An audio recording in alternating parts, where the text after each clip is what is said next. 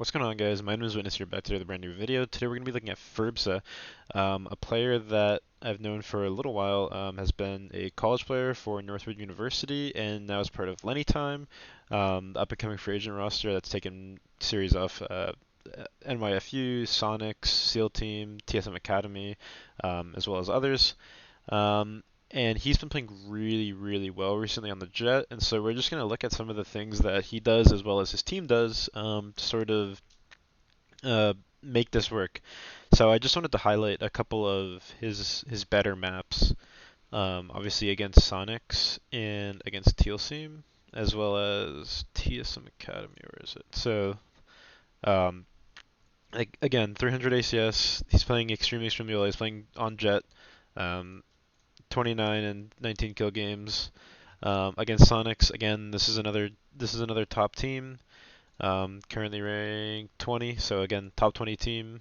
He's dropping whatever that was, 50, 60 kills again against Teal Team, another really good team. These are all really strong players. Bones is someone else that is going to have to be looked at pretty soon for doing more of these videos. And then obviously the one we're trying to look at right now, NYFU.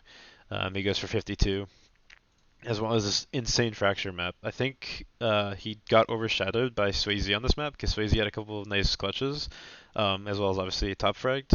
Um, but furbsa and Mocking had a huge part in this game's win. There were some amazing retake calls and some amazing setups that Lenny Time had, as well as furbsa going absolutely crazy on entries, that sort of just let them win this game. So we're gonna look here first, and you have to excuse the observer because the observer for this was really bad for some reason. And as you can see, furbsa dies first in the first round of the game on this little B push here, and he's not gonna die first for the rest of the game. So you go 7-0 on the rest of the game, which is really good for a Jet player. So again, we're looking at this retake here. This retake is really well called. So they have the 3-man retake. If you look at the start here, they all came from drop here. And so they're all going to come towards door. They're going to 3-man fight into door, and then these guys are going to come very late, like after the main guys have fought. For at least 10-20 seconds here. And it doesn't look like it's going to end in a good retake because they waste a lot of time here. But first ends up winning the round for them. He gets another D kill here, and then he gets one more kill into sight, and it just works really well for them. This is especially bad when you realize that Dre has his ult up. But yeah, he just gets absolutely eviscerated. NYFU taking a bit of damage now from every angle. And Neptune obviously just has no chance here. 1v3 against Vandals. And yeah, so the way that they space out this retake is really nice, as you can see, because I mean Neptune sort of puts himself in a weird spot, but even looking back here, they have the choke points completely cut off. A lot of the times you'll see teams just fight in through spawn here, like through spawn and through sand. But by taking this 3-man pressure into A main, they've completely forced the A main guys to fight and not play bomb. The breach has to fight out here, or else he has to fight main. And then, I mean, the catalyst in this round is furbsa hitting a crazy 1-dig that we don't even get to see on Dre. Because, as you can see, Dre's holding this angle here. And furbsa is just going to 1-dig him. So, I mean, if we got to see that, I'm sure it would have been great. But if he doesn't hit this shot, then Dre likely gets one more onto Mocking here. I mean, it's wants the swing. If furbsa doesn't hit an amazing shot, someone else has to, right? Because the chamber up is just ridiculously overpowered. So that's kind of the game-winning or round-winning shot right there. Bit of damage, nothing too crazy. IFU have control of the B side, again, though. We're gonna look at another retake here where they're going to be able to shuttle him. It's a little bit unorthodox. So furbsa fights very early with the rocket coming out, and then he gets to play around these smokes really well, right? So he gets these out to fight, and then he takes the fight through the brimstone smoke and B main. Now after he gets one, he doesn't stop fighting. This is where a lot of people will regroup a team, right? It's like, okay, we got one, let's play together. But furbsa just keeps going. Now he's deep into site, and then at this point his teammates can just sort of hold this chokehold while they sort of mill towards the rest of site. And furbsa can tap the bomb and finish it off with 3. but he does a good job knowing when to take space and knowing when to not. Like as we saw in the previous round, he's not over forcing fights when he doesn't have to. But in rounds like this, where the time isn't as deep or the time isn't as far gone, and you can take sort of those more what's the word I'm looking for? You can take sort of more dis or unfavored fights because your team still has a lot of the choke points held off. There's nobody else A main or B main, excuse me, and you just sort of have to fight like in a linear way more than like a quadrilinear way, like you sometimes have to on this That's map. aggressive. So good Now awareness there. Everyone this is taking just rope under. this is just an example of just how good he is. There's no like crazy Around the like corner now. Furbsa. brain thing Oh, here. misses This the is just shot some there. very nice shots from him that I wanted to show. Huss coming out. Um, Neptune going hits for that the shot smoke. and then Misses hits it the second. clean. Furbsa good for Um, two. Shuts down the null and I command. mean, being in that situation after missing an off shot here, and then getting KO knifed against 5 people, I think getting two is like quite possibly the best thing he could have ever done.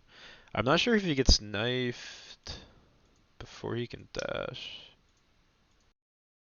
Okay, so he wanted to take one more fight and then dash.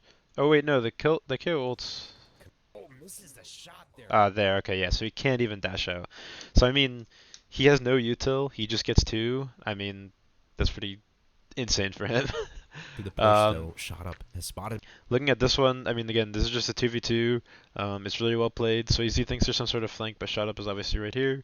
And Furbs is just gonna Conscious come to in the and push just though. out aim Shot them. up I has mean, spotted him out. what are you gonna do Zeldris. in a Oh, Jett and is he dashing furbs around up. like that? I Off mean, the smoke, off the quick dash. Good for two. This guy is this is the insane, closing, Ryan. right? I believe he had something like here we can look at it on Spike. I believe he had something like 13 kills in the last 5 rounds or something. It was nuts. Let's see, fracture. So last round he had 4. We'll get to that clip. This round he had 2. That's 6, 7, 8, 9, 10. So yeah, he had 10 kills in the last 4 rounds. I mean, that's just ridiculous. And then he had 3 more this round, so that's 13 in the last 5, 14 in the last 6. I mean, yeah, this was just a crazy, crazy ending for him. I mean, he truly did close this game out for them. And again, excuse the observer Outside here. of I don't canteen. think they get any of his kills. Maybe they get one. Neptune holding top tower. Um, Connects with the Spectre at range and opts for but the stun instead. he has the Jett is chance to teaming go up with crazy Hacker here. Range And I on it, mean, but this is Furbsa a big able to round. get out. 12-8 Shot up, with great your money flashing gone again. after Good is for two. This man's very on hard to fire play as well. against. And as you can see, he doesn't overheat like a lot of players will. So you see him get the kill in tower earlier. He waits for the ult to get run out, Great and flashing then right again. here, Good he sees the player jumping up. A lot of for the players will two. commit to this spray, right? He gets This out man's on and then fire as waits. well. And then as he's waiting, all 3 of these players, I mean, he gets pretty fortunate here that all 3 of these players look towards main. Back-to-back Um, fights but here, to looking get for a all these kills, fight I to mean, still Furbsa, but very Furbsa takes the impressive. fight And I to mean, him. these shots are just crazy, right? Finds 4 on the round. And I mean, we have to look at this one because this is just insane. The Seekers. I'm just not even gonna speak. Mystic. Hello? Furbs a moment. Furbs a moment. Surely not. No. Now it's 30 HP. Oh, he's dashing around. Uh-oh. Uh-oh. Furbs on the angle. Has to get 2. 1. It's the flank. It's dear God! Somebody save SJ! And he headshotted the last guy as well. I mean, like, you really can't get much better than that. I mean, The Seekers. Furbs is looking absolutely awesome. Northwood are probably in a great position to go pretty far next season if he's still playing with them. Assuming he isn't getting paid by the time fall comes around. And yeah, I just wanted to make this short little video to talk about him a little bit. I think he's a really really underrated player. I know the word underrated gets thrown around a lot, but I mean he's doing a lot. I mean these are crazy stats. His first kill first death is great. His KD is great. His kill assist is great. KST. I'd call it kill assist, but yeah. I mean they've won these last 2 tournaments. They're literally in a tournament right now. I'll be interested to see how this goes the next 2 days. Where are they? Did they lose? Oh no, here they go. Windmill Isle. I mean, this will be a farm for him. Like, look at, I'm sure he farmed here. Yep, 40 and 18. I mean, what can you even say? 23 and 7 and 17 and 11. I mean, he's just playing great. He doesn't. There's no really competition for him down here. I don't think either of these teams. Actually, this is a good team. I didn't know this was YFP. Um, but yeah, I mean, if they play this team or they play Sonics again, this will be a great matchup. Um, BBG Academy and Oxygen Academy would be good matchups for him. I'd like to see. But overall, I mean, this guy's just amazing. I think it'll be really interesting to see him improve, and it's a good look for the college scene. A lot of people don't think about collegiate players, but there's a lot of collegiate players like playing tier two tournaments in the summer. I mean, even in the spring. I want to say, okay, this isn't the right Tyler, but there's a lot of tier two players playing. Like who's it? Dip. Yep, Dip's another one. He played for Lenny Time as well. I want to say, yeah. So they played again. This is a collegiate team, and you won't recognize a lot of these players, right? But these are some really, really good players that they're gonna get to this point where they can start playing in these tier two tournaments and start playing well. I can't think of any of the others off the top of my head that are like really good. Um, this entire team. I mean, Danny. This is Danny should have a page, no? I guess he doesn't. Because Danny, this is the same Danny that filled in for Sentinels, so I'm really surprised he doesn't have a page by now. He literally he played so much last year because he played with Ninja's team a lot. Danny's really good. I mean, everyone on furbsa's team is really good. Drakeus is really good. Ali, Benji, Dip is. I don't remember playing with Dip, but I'm pretty sure Dip is good.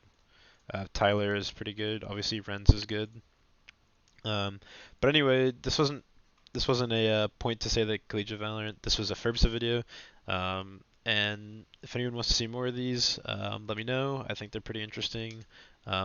Someone to look at, like maybe someone like Renz or someone like Yoshi or someone like Bones to look at next video. But keep an eye out for furbsa. I think he's going to be somebody that we'll be talking about a lot in the coming weeks, in the coming months. And yeah, my name is Witness. Peace out.